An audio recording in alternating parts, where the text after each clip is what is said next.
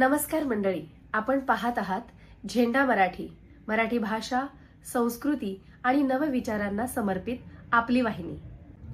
होळी म्हणजे फक्त रंगांचा सण नव्हे, तर वाईट, अज्ञान, नकारात्मकतेचा नाश करून नवविचारांचे स्वागत करण्याचा सण आहे.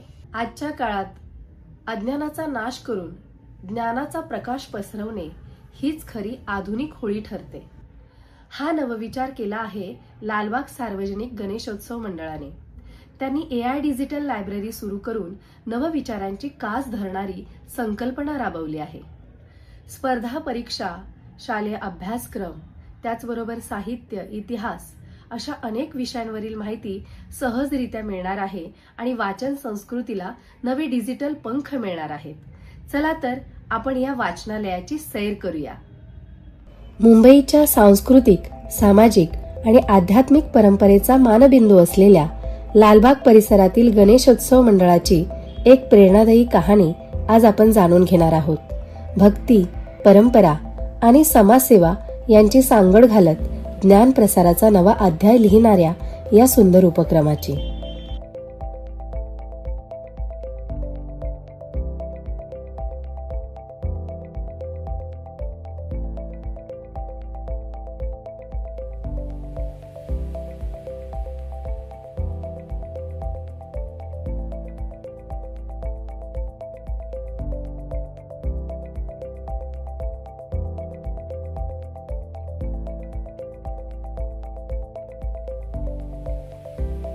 या मंडळाचे स्वातंत्र्यवीर सावरकर वाचनालय हे सुसज्ज वाचनालय ज्ञान सेवेचे केंद्र आहे.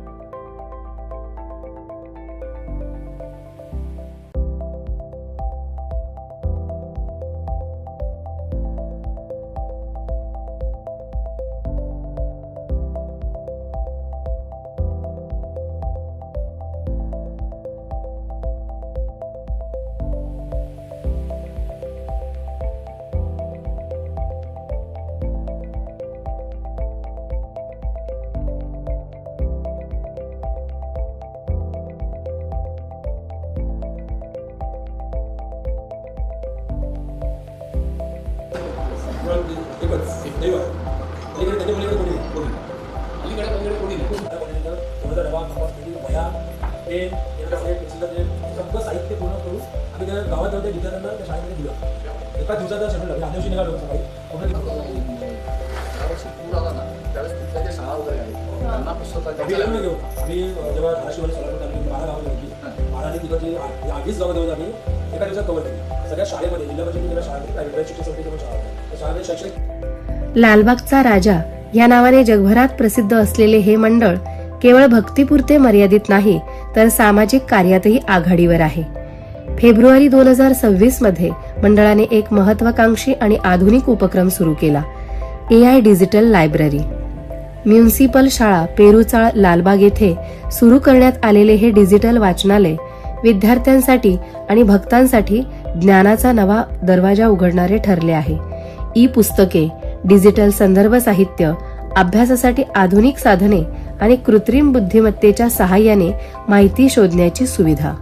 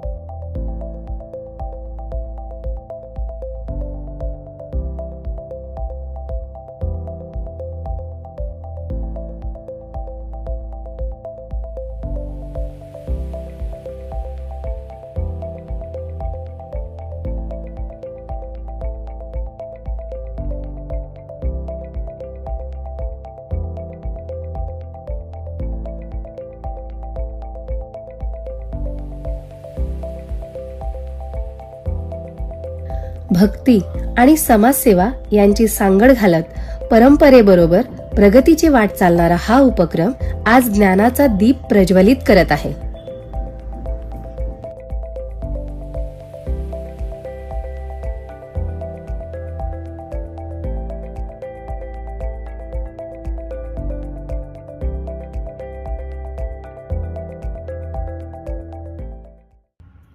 मंडळी, लालबाग सार्वजनिक गणेशोत्सव मंडळाने AI लायब्ररी कशा पद्धतीने सुरू केली, त्यासाठी आर्थिक तांत्रिक बाबींची तरतूद कशी केली, या लायब्ररीचा विद्यार्थ्यांना उपयोग होण्यासाठी कुठले उपक्रम राबवले जातात, त्याचबरोबर खऱ्या अर्थाने वाचकांना विद्यार्थ्यांना कसा लाभ होतो, हे आपण जाणून घेऊया पुढील भागात मंडळाच्या पदाधिकारी, विद्यार्थी, वाचक यांच्याकडून.